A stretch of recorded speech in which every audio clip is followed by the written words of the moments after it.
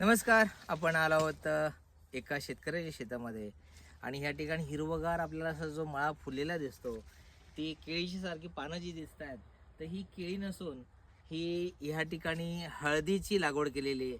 आणि अण्णा ही साधारण हळदीची किती लागवड केलेली आहे बुडं? 2 क्विंटल लावलेली आहे बियाण्याकरता. याचं पुढच्या वर्षी बियाणं म्हणून याचा वापर होईल. म्हणजे फक्त बियाणं म्हणून तुम्ही सध्या लावलेली आहे. मग ही हळद काढल्यानंतर तुम्ही विक्रीसाठी त्याचा वापर नाही करत? एक म्हणजे पुढच्या वर्षी याची लागवड आणखी वाढवणार, पुन्हा लागवड वाढवणार. म्हणजे हळदीचं पीक कधीपासून घेता आपण?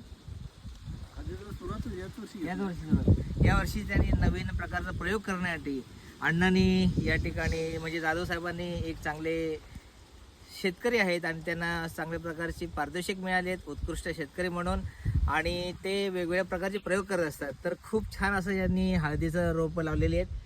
2 क्विंटलमध्ये का? 2 क्विंटल 2 क्विंटल लावली. 2 क्विंटल लागवड केलेली आहे. आणि हे जे याच्यापासून जे निघणारं जे हळद आहे त्याचा पुन्हा पुढच्या वर्षी लागवडीसाठी ते उपयोग करणार. आपण आता दाखवू शकतो तुम्हाला.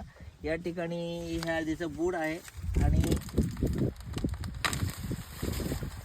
हे बघा, ही जी हळद आहे ही कच्ची हळद. मग ही हळद किती छानपैकी रोप आहे, अगदी फोटो काढायचं वाटतं या रोपासोबत.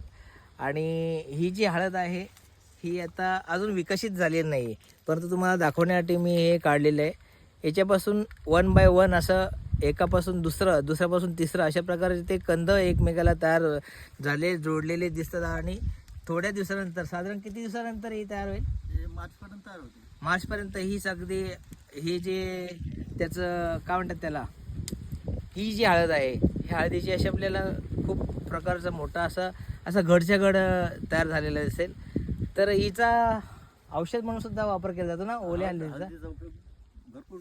अगदी नाही, कच्च्या हळदीचा सुद्धा. कच्च्या हळदीचं ते लोणचं वगैरे बनवतात. म्हणजे ह्याचं हळद म्हणजे सगळ्यात उत्तम आणि सर्वात महत्त्वाचा घटक आपल्या अन्नामधला म्हणजे हळद, मीठ आणि मसाला. त्याच्यामधली हळद, जर हीच हळद नसेल तर जेवण तुमचं होणार नाही आणि आपल्याला स्वाद काय मिळणार नाही. तर हे हळद पिकवणारे जे शेतकरी आहेत नक्कीच त्यांचं आपण अभिनंदन करूया. चांगल्या प्रकारे त्यांनी पीक घेतलेलं आहे. यावर्षी 2 क्विंटलची जी त्यांनी केलेली उत्पादन आहे तो पुढच्या वर्षी 4 क्विंटलमध्ये करतील. आणि हा जो 12 एकरचा जो मळा आहे, 11 एकरचा जो मळा आहे, तो मला तर वाटते हळदीने ते चांगल्या प्रकारे उत्पादन घेऊन आपल्याला काहीतरी नवीन प्रयोग यशस्वी करून दाखवतील, याच्याबद्दल कुठल्या प्रकारची शंका नाही. खूप खूप धन्यवाद. थँक्यू.